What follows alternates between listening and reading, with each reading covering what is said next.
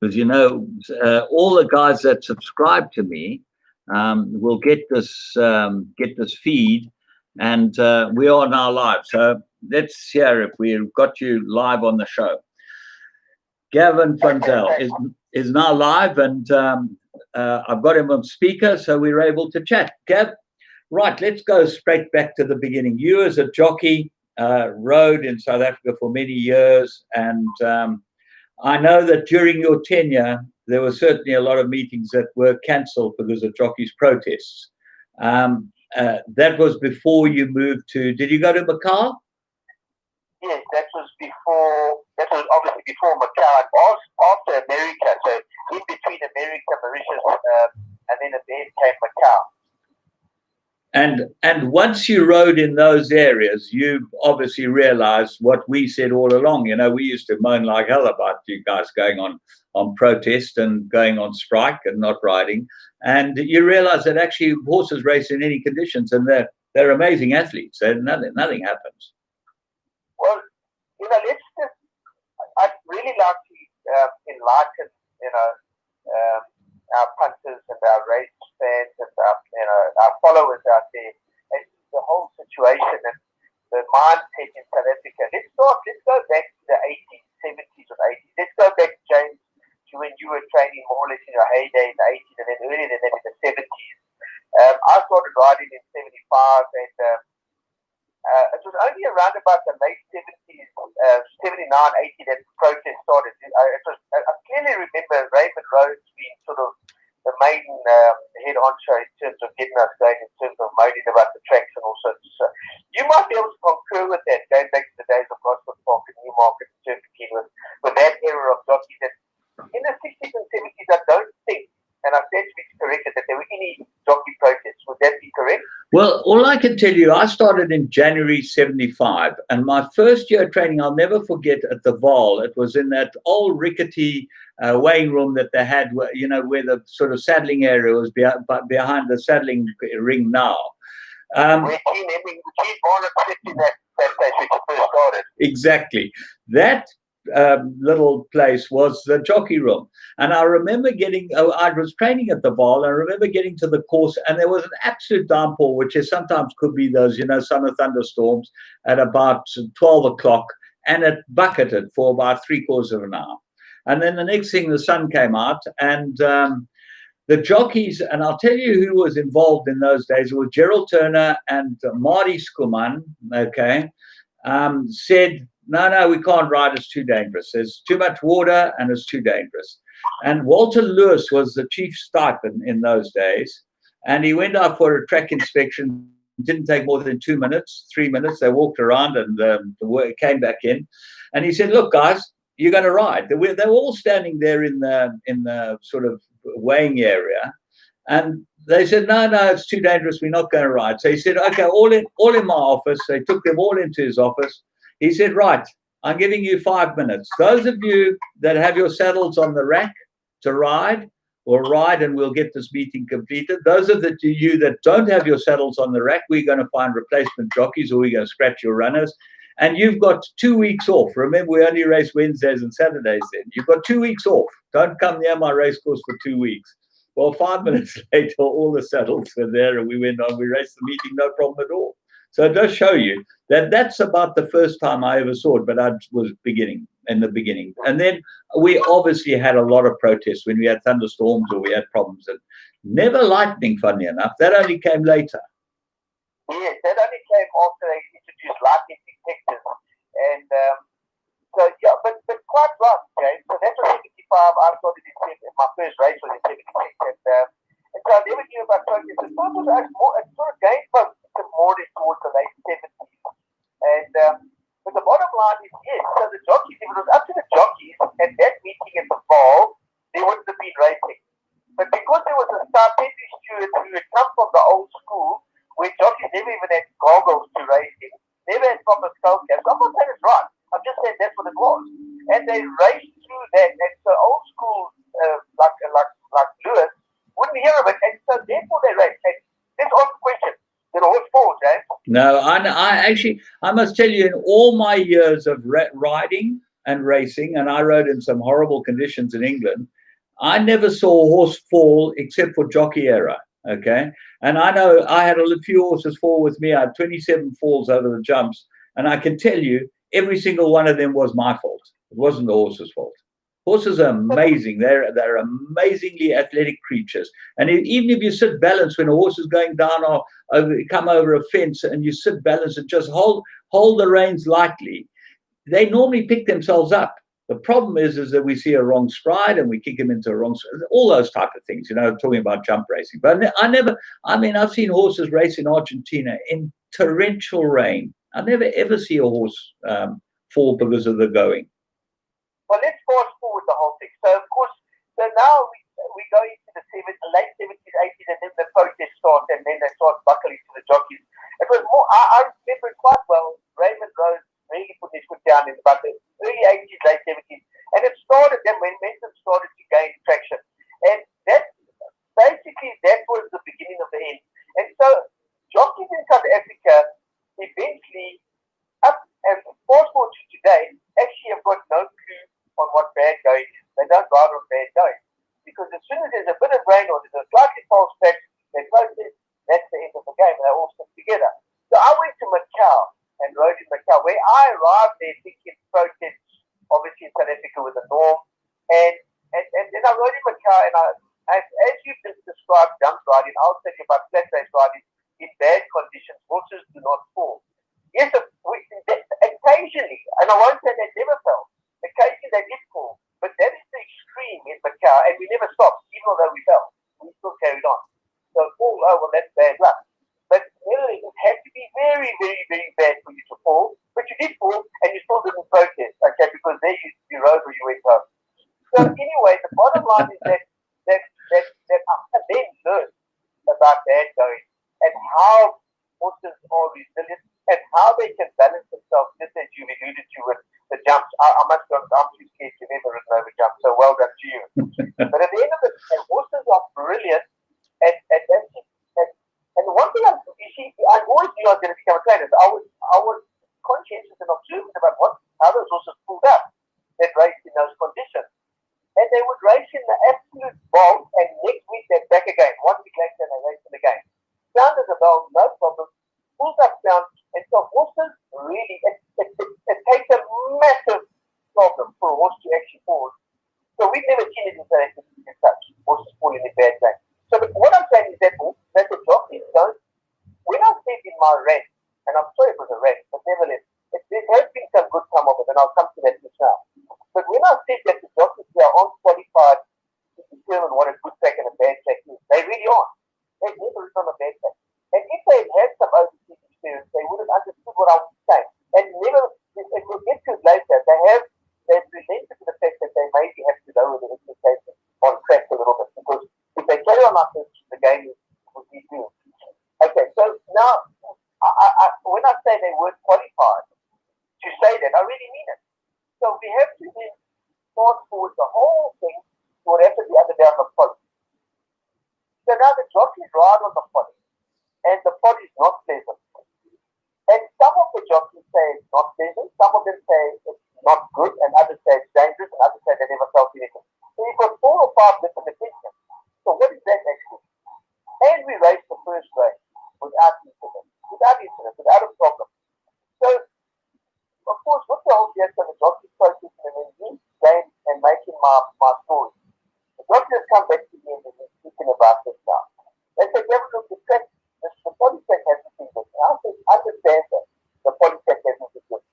But in view of what I've said about what qualifies to determine a good and a bad track, and secondly, there were jockeys that said that the track was not bad. That's my problem, guys. I have a problem that some of you protested and others were happy to ride. That's my problem. And my next problem is that we raced the first race without incident. So if we raced without incident, then the July handicap was going to be the second race of the day, we would have ridden the July handicap. And if the Met was going to be the third race of the day, we would have ridden the Met. And we'd have gone through the whole darn day. But there's something that has come out subsequent to all of this. And that is that Mr. Woodley had suggested that they go 4 wide. And so they went 4 wide. But he said, and it any of you go in the imaginary line of 4 wide, if you win the race, you will pay the owner's check in a fine. If you run second, you'll pay the owner's check. If you run third, and so on down. And if you run nowhere, you'll pay 5,000 rand fine. So he puts the sort of Damocles over their heads. Now that was an underlying factor that they now thought to ride outside, but if they insist, if they would just accidentally bump those or let it line, they now are facing a minimum of a 5,000 rand fine and a maximum of a 42,000 rand fine. So who's going to ride under those circumstances? And I never knew that when I actually said my story. So that was a problem. So I think that there was more to this than met the eye. So then we've now subsequently had meetings and discussions.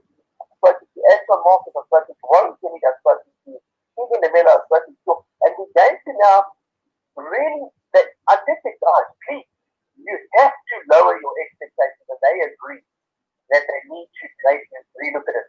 Let's move on now, okay? So Gold Circle have got somebody to come and look at the track on Monday, Martin to come back again on Tuesday and Wednesday. And that polytrack race on Wednesday, the best ever race. So yes, there's a lot of good that's come out of this.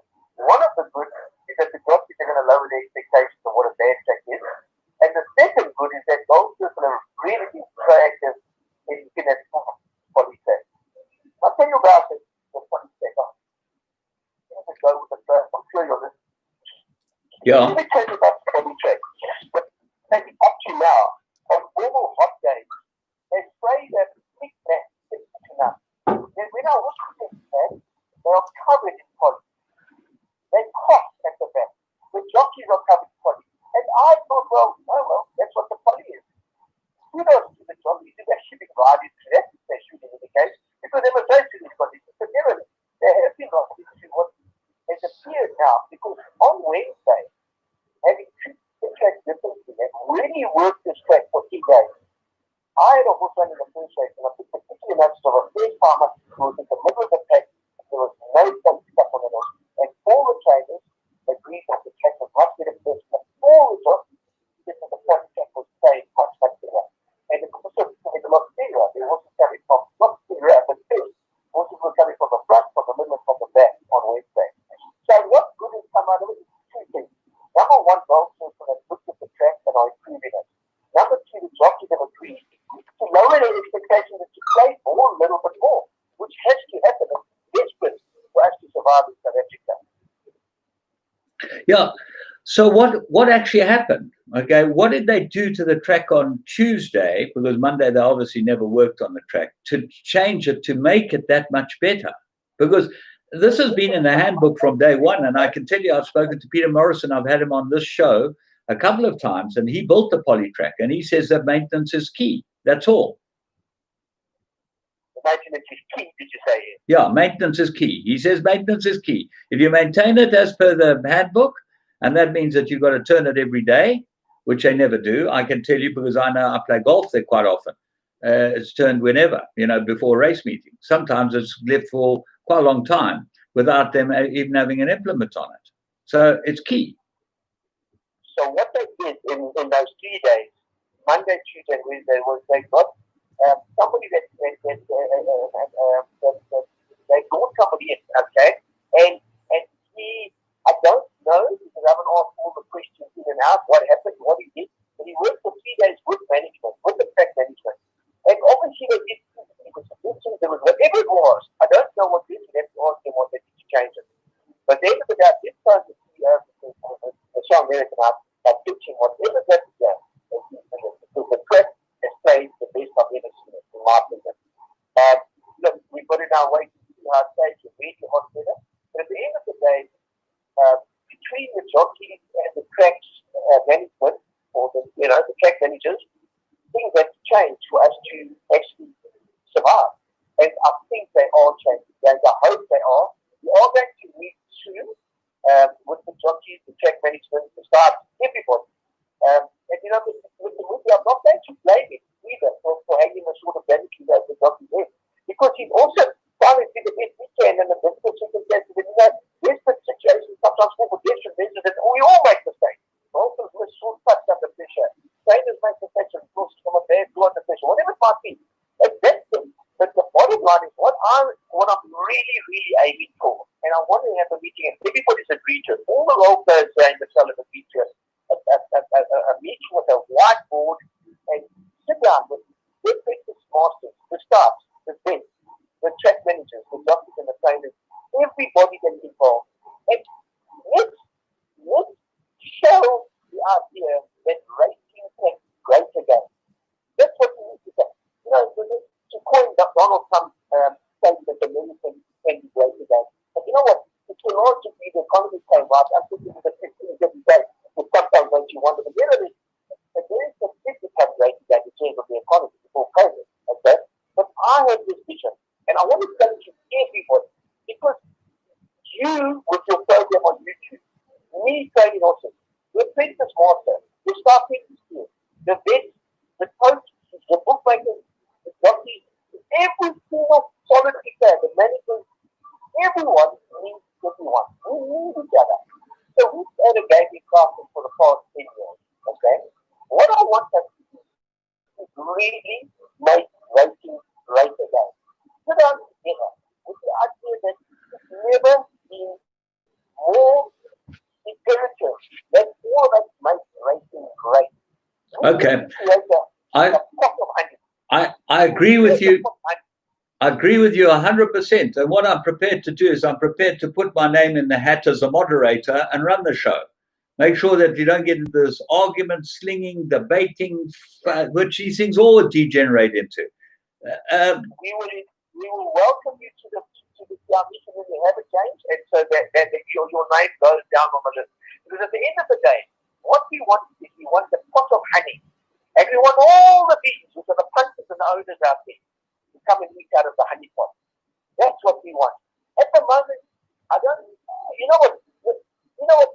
to sound bad. We might have a pile of manure and all the flowers will come into the manure. But we want a pot of honey and get all the bees out there. Everybody, and it can happen. Racing was a great product in this country. Of course. And racing can be a great product again. There are youngsters out there chomping at the bit to get involved and find out more about it. So let's not forget, let's really work towards the positive. The negative has come and gone, but my rant has come and gone. I'm a great believer that when the sun rises in the morning and it sets in the evening, what you do with the 12 hours in between is up to you. And I really believe that if we get together, all the players, many, and sit down and just say, guys, how can we make racing great? For me, so our cost has to be good, the box has to be good, training has to be transparent, whatever we sit down on a whiteboard and we put a moderator who has to 12 games and we write notes from every evidence, from the traffic history, what are they concerned, from the things, what are they concerned, from whoever it might be, everybody, sit down, let's write it down. How do we're not here to fight. This won't be a meeting to fight. This will be a meeting to make racing great again and get all the role players. So that my grandchildren, I'll give you an example about grandchildren. Gavin's little son, Gavin, sits on the couch. He's 8 years old. He says, actually, look at this. And he's got the catalog for the upcoming Saturday event. And he opens the page and he's got it marked. He's got Dynasty running, he's got a Jet Master Mare running. He says, look at this. He says, you must buy this horse. If I didn't see out of a Jet Master Mare. He says, look. Now, this is an 8 years old. Look at it. And he's sitting there studying it day and night. And he's interested in the catalog. Now, what are we going to produce for these youngsters? And the other day, we went to Brian, there were 2 young girls for about 24 years. Can we come and shadow you? We love horses, we love getting involved. There are people out there of all age groups, from 8 to 48, 68, that enjoy and would love to know more about horse racing. Let's make racing great again. All of us. You're 100% right. The problem is that they go round and round and round in circles. You've got to have someone who's prepared to put the whole thing together. And it's not difficult if you've got the knowledge. It's extremely difficult if you've got no knowledge. And the problem is, in this industry, you keep seeing people moving into places of power and position who really don't have the knowledge to be able to put this all together. Let's all of us put a little bit of everything